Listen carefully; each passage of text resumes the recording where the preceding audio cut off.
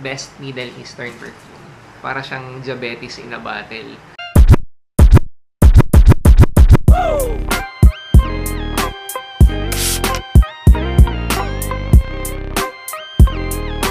Kamusta mga brad? It's me, Eric, at sa video na to pag-usapan natin Lattafa Camera. Nilaunch ito noong 2022 and in the same year, nanalo siya ng award sa Fragrantica bilang Best Middle Eastern Perfume. Grabe yung hype nung time na yon. Nung Christmas season nga, nagkakaubusan ng stocks. Hindi ko alam kung ino-hoard or baka sobrang dami lang talaga bumibili.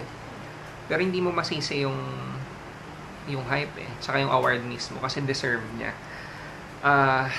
Ang bango niya, tapos yung quality ng juice talaga, parang pwede mo na sabihin na hindi to clone, hindi to Middle Eastern perfume, or parang talagang pwede mong sabihin na itong pabango na to stand alone or kahit walang ginaya. Sobrang quality, sobrang deserve niya yung hype. Lalo na kung i-consider mo yung presyo. Parang ang mura niya talaga para dun sa presyo niya versus dun sa quality. So, known ito as a clone or an alternative to Kilian's Angel's Share. Angel's Share, very popular din na perfume. Gourmand, boozy. So, mamaya pag-usapan natin yung scent profile na ito. Initial spray pa lang, bubulagain ka na nung cinnamon. Sobrang tamis. May konting spices, pero nangingibabaw talaga yung cinnamon. Pag sinek mo nga yung note breakdown niya, cinnamon, nutmeg, saka bergamot yung nasa top notes. Yung bergamot niya, halos siguro hindi ko na mapansin. Baka kung hindi ko i-check yung note breakdown niya, hindi ko na malaman na nandun kasi talaga nangingibabaw yung cinnamon. So magta-transition siya pa mid, ganun pa rin, may sweetness pa rin talaga hanggang sa mid, tapos may floral din pala, may tuberose pero wala, kinakain talaga, nilalamon talaga nung pagka-gourmand, pagka-cinnamon. Papuntang dry down, dito lang nagkakaroon ng difference, though hindi significant yung difference. Meron siyang vanilla, may tonka bean, may amberwood, may myrrh, may benzoin, may akigala wood. So, dito ang nagiging difference lang from dun sa top tsaka sa mid.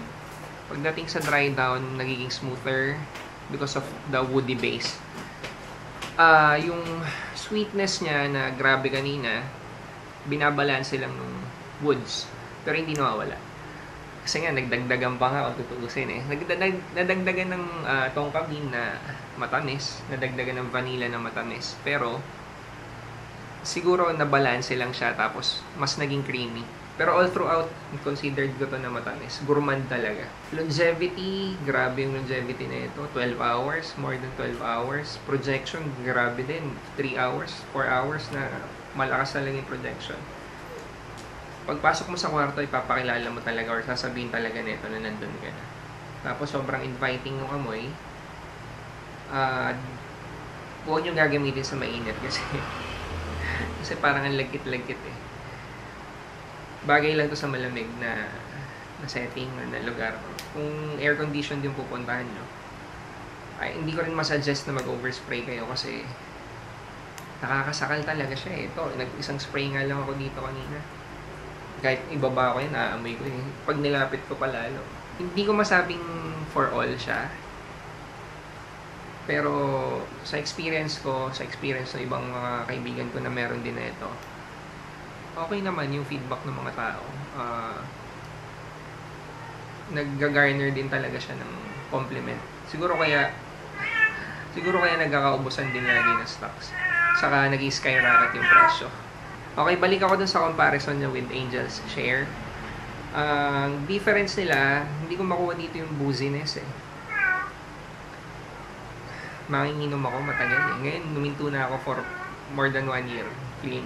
Hindi ko talaga makuha yung booziness. Siguro kung meron, konti lang. Tapos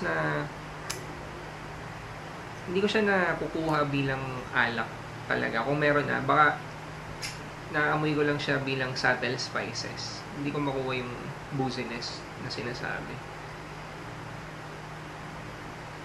Kung pag-uusapan natin siya bilang siya lang, I mean, kung hindi natin siya ikukumpara kay Angel's Share, sobrang grabing quality niya. Sobrang,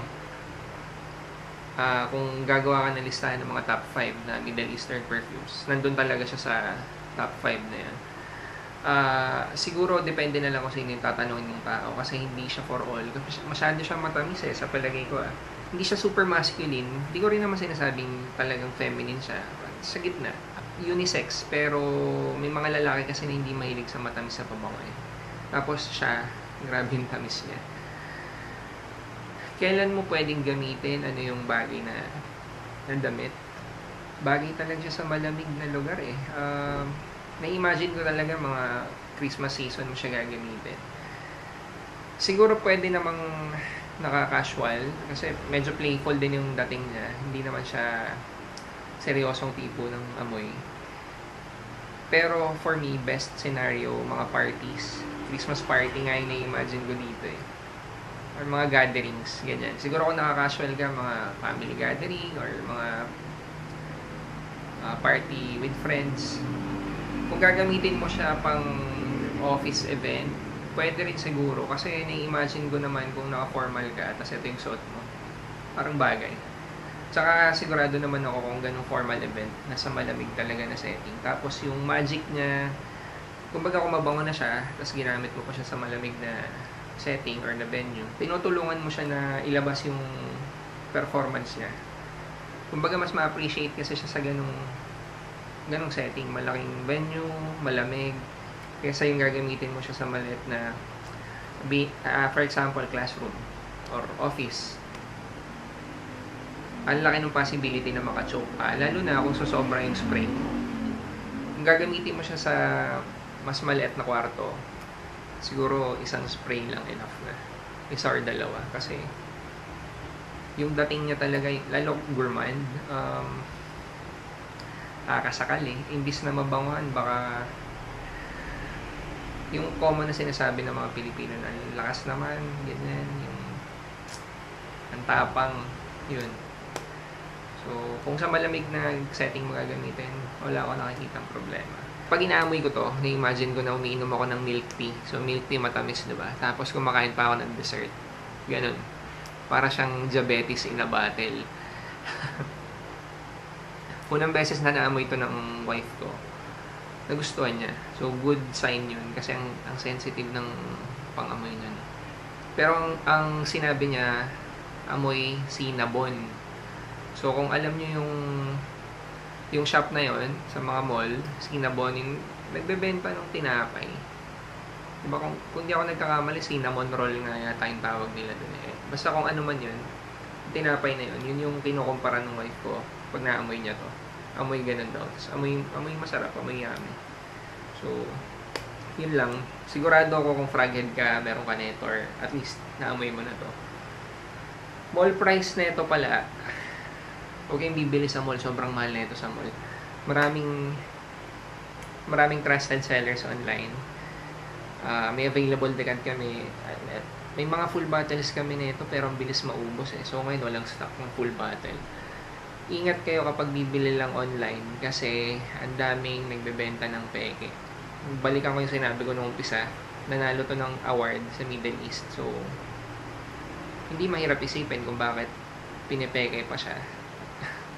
Para kasing clone na nga lang, tapos pepekein pa. Pero ito, ang dami ko na nakitang peke. Sa Shopee lang may mga nagbebenta. Ang mura kasi masyado, magkano? 1,415. Hindi ka na makakapagbenta nito ng 1,415 kung sa Shopee. Siguro outside sa ganong selling platform, possible. Pero parang masyado pa rin mura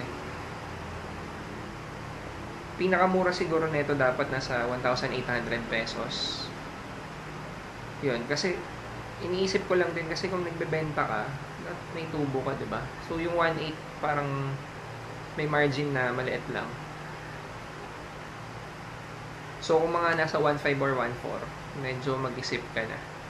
Unless trusted seller yun, baka sobrang mura lang niya nakuha.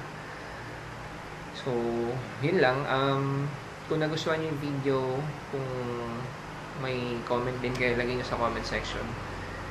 Kung may iba akong nakalimutan, lagay niyo lang sa comment section. Kung nagustuhan niyo, pa-like, pa-subscribe na din. Salamat.